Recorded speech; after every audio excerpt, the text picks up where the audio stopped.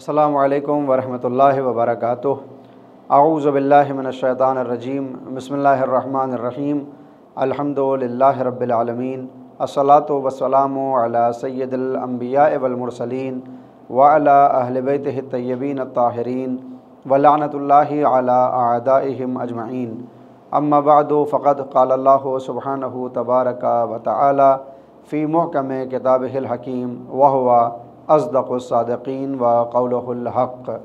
बिस्मिल्लाहिर्रहमानिर्रहीम। या अय्युहल्लज़ीना आमनू कुतिबा अलैकुमुस्सियाम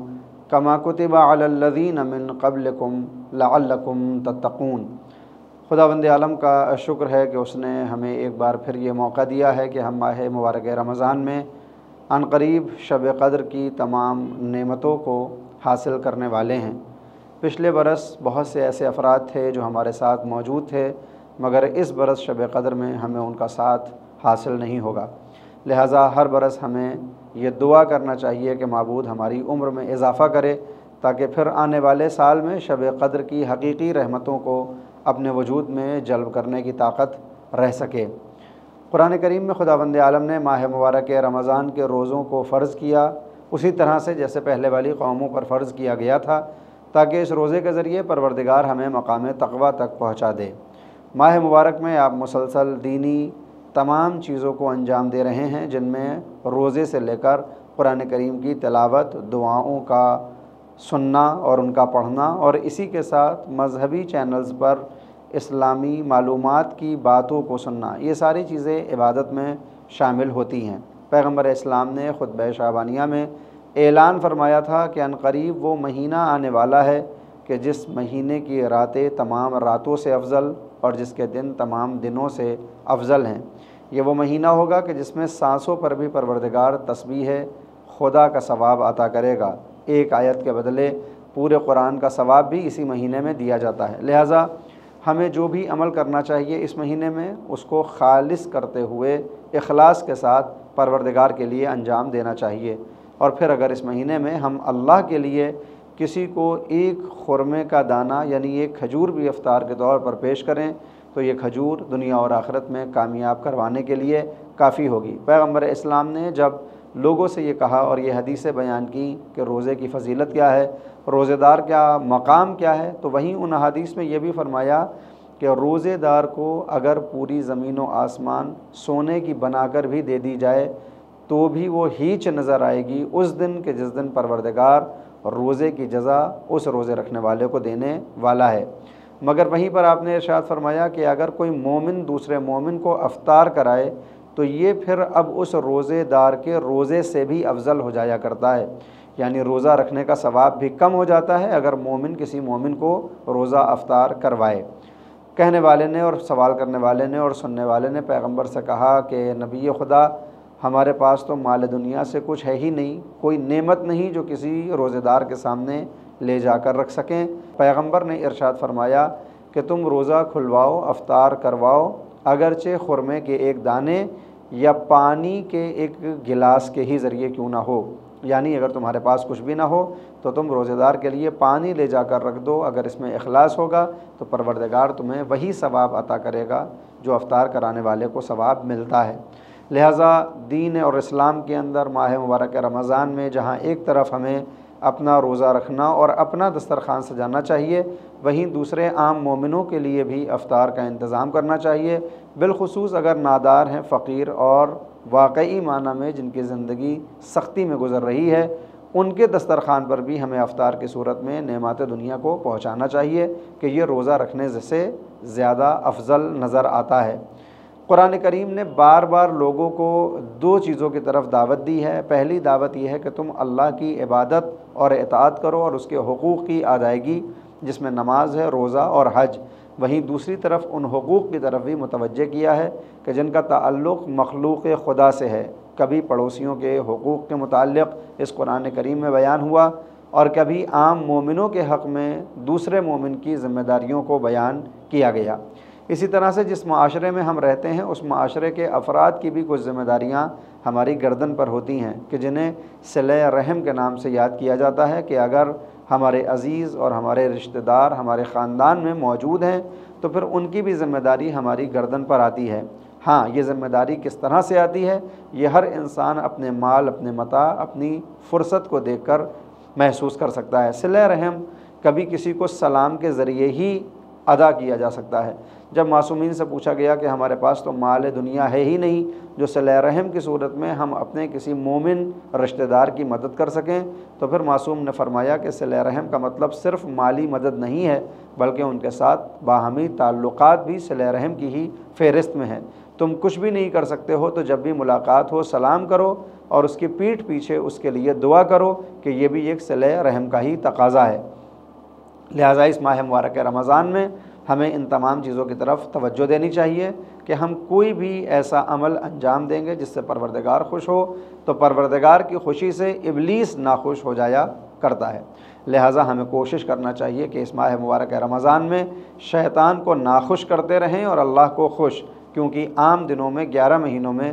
ہم اپنے ماحول کی وجہ سے اور زمانے کی نجاست اور کثافت کی بنیاد پر کئی مرتبہ اللہ کو ناراض کر دیتے ہیں اور شیطان کو خوشحال۔ کم از کم یہ ایک ہی مہینہ ایسا ہو کہ جس میں ہم عادت ڈالیں کہ پروردگار کی رضا ہمیں حاصل ہو جائے، کیونکہ پروردگار نے کھل کر یہ اعلان کیا ہے کہ اس کائنات میں تمہارے دو ہی ذمہ دار ہو سکتے ہیں، یا تو پروردگار اور یا پھر اس کے مقابلے میں ابلیس اور شیطان۔ لہٰذا پروردگار نے اپنی ذمہ داری کی صورت میں لوگوں کی ہدایت کے لیے نبوت کا سلسلہ رکھا تاکہ یہ انبیاء لوگوں کو ان کی ذمہ داری یاد دلاتے رہیں اور اللہ کا عرفان پہنچاتے رہیں۔ اس سلسلے میں اللہ نے 1,24,000 انبیاء کو اتارا۔ آدم، ابراہیم، عیسیٰ، موسیٰ اور پیغمبر اسلام ختمی مرتبہ حضرت محمد مصطفیٰ صلی اللہ علیہ وآلہ وسلم کی شکل میں۔ ابلیس نے بھی پھر اس کے مقابلے میں اپنے نمائندوں کا انتخاب کرنا شروع کیا تاکہ اللہ کے مقابلے پر اس کی ولایت قائم ہو سکے۔ پروردگار نے کہا تھا اللہ ولی الذین آمنوا یخرجہم من الظلمات الی النور والذین کفروا اولیاؤہم الطاغوت یخرجونہم من النور الی الظلمات اولئک اصحاب النار ہم فیہا خالدون۔ اللہ ولی ہے ایسے لوگوں کا کہ جن کا دعویٰ ہو کہ وہ ایمان لا چکے، پھر جب ان کا اللہ ولی بن جاتا ہے تو پھر وہ ان کو اندھیرے سے، ظلمات سے اٹھاتا ہے اور نور کی جانب بھیج دیتا ہے۔ لیکن والذین کفروا اولیاءہم الطاغوت، وہ افراد کے جو کفر کرتے ہیں، انکار کرتے ہیں، حقیقتوں کو ٹھکراتے ہیں اور وجود خدا کے منکر ہو جاتے ہیں، ان کے اولیاء اور ان کے سرپرست شیاطین ہوتے ہیں، اور پھر یہ شیاطین یخرجونہم من النور الی الظلمات، یہ اس بندے کو کہ جو نور میں بھی اگر ہو، چونکہ انکار کر چکا ہے خداوند عالم کا اور انکار کر چکا ہے حق کا، تو نور میں ہونے کے باوجود اس کو ابلیس اس نور سے نکالے گا اور اندھیرے کے راستوں پر چھوڑ دے گا کہ یہی اصحاب نار اور ہمیشہ اس میں رہنے والے ہیں۔ اس آیت میں پروردگار نے دونوں ولایتوں کا تذکرہ کیا، اپنی ولایت اور ابلیس کی ولایت۔ اللہ نے اپنی ولایت کو لوگوں پر تمام کرنے کے لیے 1,24,000 انبیاء کا انتخاب کیا، تو شیطان نے بھی اپنی نمائندگی کے لیے اپنے نمائندوں کو بھیجنا شروع کیا، اور بعض وقت اس ابلیس نے اتنی احتیاط سے کام لیا کہ جس گھر سے پروردگار نے اپنا نمائندہ منتخب کیا تھا اسی گھر سے ابلیس نے اپنا نمائندہ بھی منتخب کر لیا۔ مثلا حضرت آدم کی صورت میں اللہ کا خلیفہ بن کر جب دنیا کے اوپر حضرت آدم آئے تو اب آپ کے دو بیٹے ہیں، ایک کا نام حابیل اور دوسرے کا نام قابیل ہے۔ حابیل اپنے عدل اور انصاف، اپنی معرفت اور ایمان کی بنیاد پر حضرت آدم کے وصی اور جانشین قرار پاتے اور ان کے نمائندے قرار پاتے، وہیں پر ابلیس نے حضرت آدم ہی کے گھر سے اپنا نمائندہ انہی کے بیٹے کو یعنی قابیل کو بنایا، اور اب آدم کے گھر میں دونوں نمائندے نظر آنے لگے، ایک طرف اللہ کا نمائندہ حابیل کی صورت میں اور دوسری طرف ابلیس کا نمائندہ قابیل کی صورت میں، اور حسد کی بنیاد پر ابلیس کے نمائندے نے آدم کے نمائندے کا قتل کیا۔ یہ سلسلہ اس دن سے جو شروع ہوا تو آج تک جاری ہے۔ زندگی آگے بڑھی تو پروردگار نے اولاد آدم میں حضرت نوح کو اولو العزم پیغمبر بنا کر اپنا نمائندہ بنایا اور صاحب شریعت بنا کر دنیا پہ بھیجا۔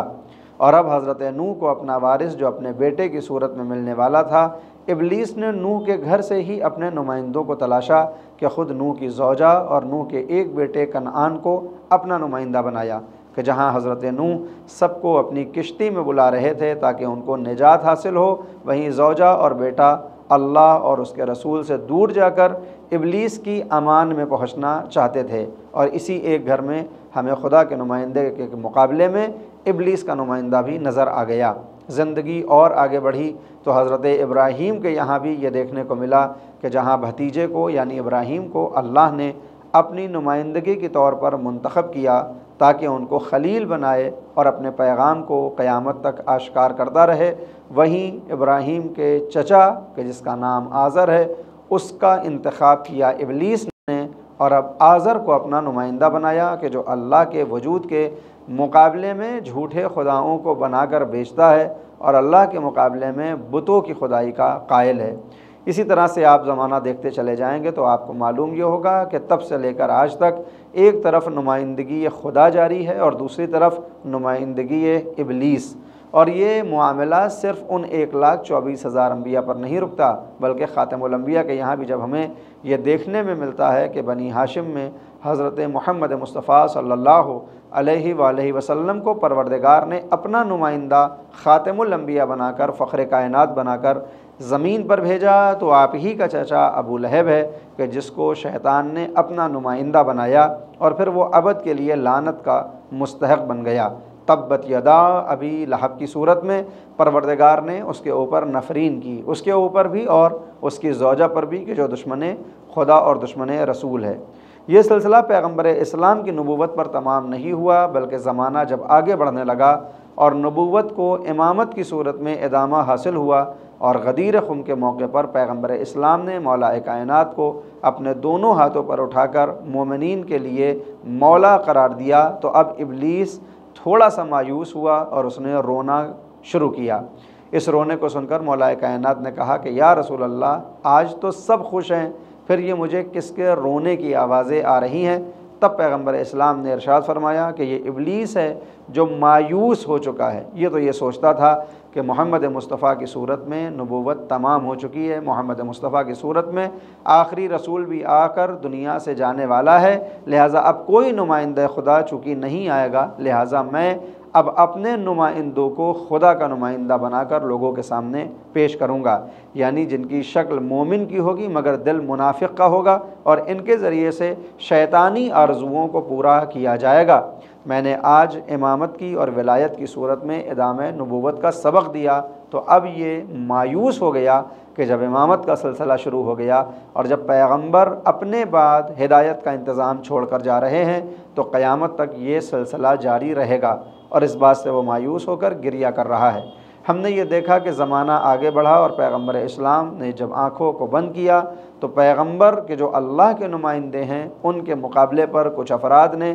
ابلیسیت میں اپنے لوگوں کو شامل کرا کر اللہ کے نمائندے کے مقابلے پر خود اپنا بنایا ہوا نمائندہ پیش کیا، اور تاریخ نے یہ دیکھا کہ پھر زمانے میں وہ وقت بھی آیا کہ جب اللہ کے نمائندے کے سر پر ابلیس کے نمائندے نے زہر بجھی ہوئی تلوار لگائی، تو اللہ کا نمائندہ یہ کہتا ہوا نظر آیا، فزتو ورب الکعبہ، کعبے کے رب کی قسم میں کامیاب ہو گیا۔